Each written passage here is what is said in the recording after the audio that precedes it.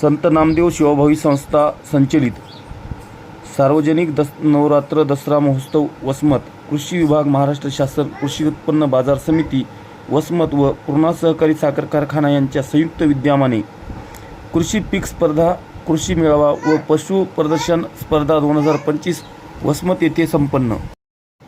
यावेळी शेतकरी, कर्मचारी, अधिकारी, प्रमुख पाहुणे, कृषी समिती अधिकारी मोठ्या संख्येने उपस्थित होते। तर कृषी संयोजन समितीच्या सर्व पदाधिकारी यांच्या प्रयत्नाने हा कार्यक्रम अगदी यशस्वीरित्या जिल्हा परिषद ग्राउंड वसमत येथे पार पडला। कार्यक्रमाचे उद्घाटन सचिन भोसले, कृषी उत्पन्न बाजार समिती उपसभापती यांनी केले, तर अध्यक्षीय समारोप प्रल्हादराव राखोंडे यांनी केला।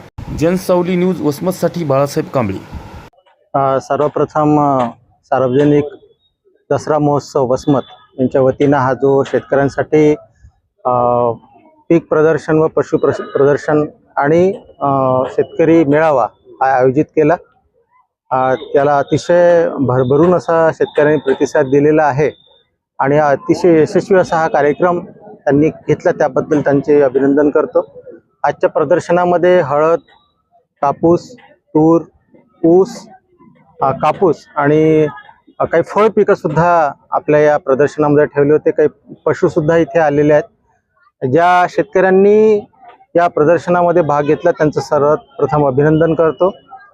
विशेषतः हळदीमध्ये आपल्याला 3 ते 4 शॅम्पल्स बघायला मिळालेत। त्याच्यामध्ये शेतकऱ्यांनी फार उत्कृष्ट प्रकारे या पिकांचं संयोजन केलेलं आहे।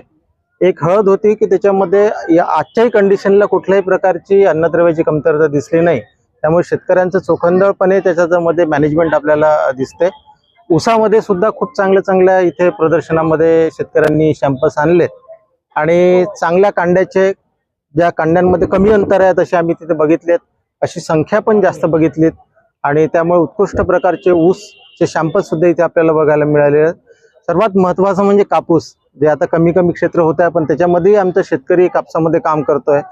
मे पासून सतत पाऊस सुरू असताना सुद्धा अशा प्रकारचा कापूस या प्रदर्शनामध्ये आणलाय, त्याबद्दल त्यांचं खूप अभिनंदन करतो। आणि कापसाला आपण बघितलं की 150-200 बोंड पर्यंत सुद्धा आपल्याला इथे बघायला मिळाले। फळफांद्या पण खूप जास्त मिळाल्यात, गळफांद्याचं प्रमाण कमी होतं। याचा अर्थ शेतकरी जो आहे वसमतचा हा शास्त्रशुद्ध प्रमाणात कापूस पिकाची लागवड करतो।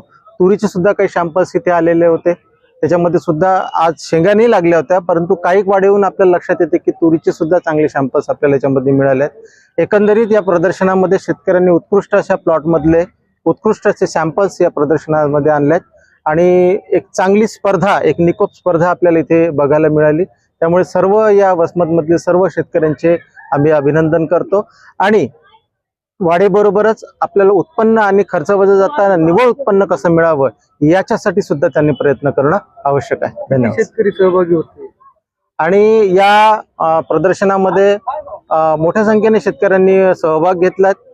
शॅम्पल्स थोडेसे कमी आले, कारण आपण सगळे जाणतात शेतकरी सगळं शेतामध्येच व्यस्त आहेत, परंतु जे शेतकरी आलेत त्यांनी खूप चांगले शॅम्पल्स आणले आणि मोठ्या प्रमाणावर शेतकऱ्यांनी या प्रदर्शनाचा लाभ घेतला असं मला वाटतं। हळदीच्या बाबतीमध्ये कोणतं सॅम्पल येत होते? इथे मला वाटतं जे पहिलं जे सॅम्पल होतं त्याच्यामध्ये खूप उत्कृष्ट प्रकारे त्यांनी हळदीचं नियोजन केलं। त्याच्या निकष आम्ही असं लावलं होतं की फुटव्याची संख्या, बाकी एक सॅम्पलमध्ये फुटव्यांची संख्या जास्त होती, परंतु त्याच्यामध्ये अन्नद्रव्याची कमतरता आपल्याला आढळली।